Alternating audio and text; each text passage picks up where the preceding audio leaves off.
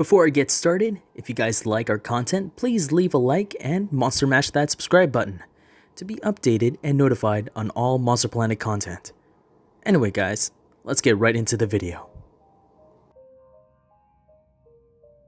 Hello my fellow ghouls and ghoulettes, and welcome to Monster Planet, where I talk about a monster's brief history, how it affected our modern world today, and how media portrays the monster.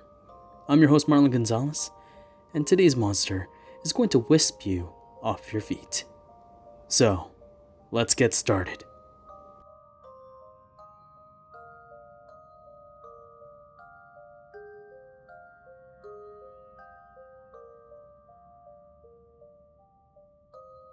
Today's monster is none other than the Willow of the Wisps. This monster, for me at least, is on a borderline of being a monster.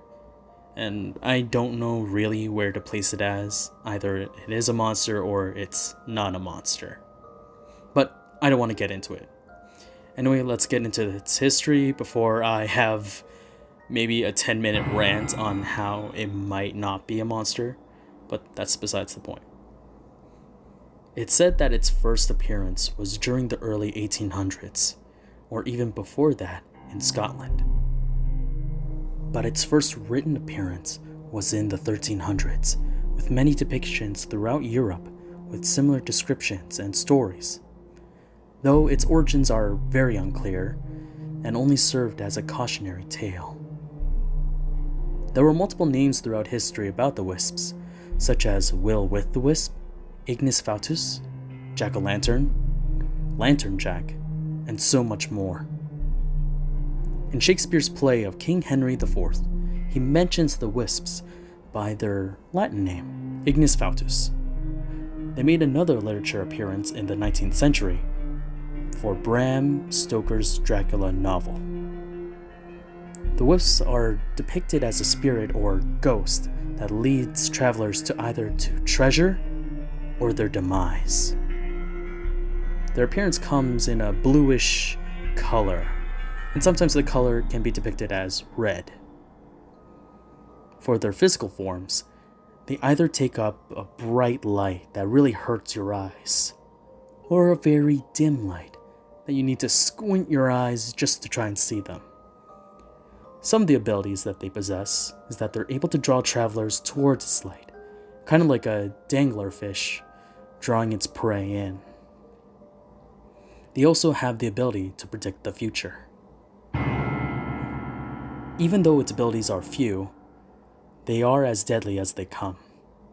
They also have the ability to appear to people before their deaths, but also reveal treasure by, thieves or fairies that have been hidden by them.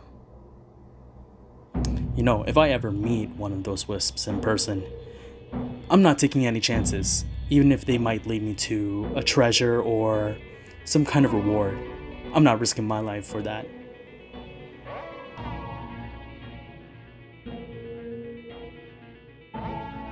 With the Wisps being one of Europe's cultural monster staples, besides the Dullahan and the Banshee and the Loch Ness Monster, and so many others, it has affected many generations of Europeans and people across the world. The legend of the Wisps has inspired many to make their own stories, such as the directors of the Pixar movie Brave, Brenda Chapman and Mark Andrews. Their interpretation of this monster has introduced a whole new generation of how mysterious and elusive this creature can be. Many other media platforms have used it to further the plot, while making it into its own character that interacts with the protagonists and antagonists, while also interacting with its surrounding environments. For how media affected this monster, it has been used as a narrative tool, something to further the plot, but it also has its own personality. To bring back my example, the Pixar movie Brave has the Wisps being a mysterious force of nature, or fate, as you will. Another platform that derives its inspiration from fantasy and mythology is the tabletop role-playing game D&D. D&D encompasses a lot of fantasy lore that grasps from many different sources, and one of those sources is the Will-O-Wisps.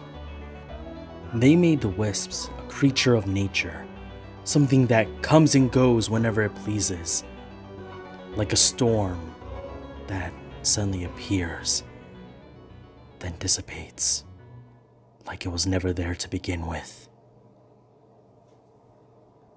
Well, that's all the time I had for you ghouls and ghoulettes. And remember, if you do see a will-o-wisp, don't raise your voice. Make sure you whisper so it doesn't disappear.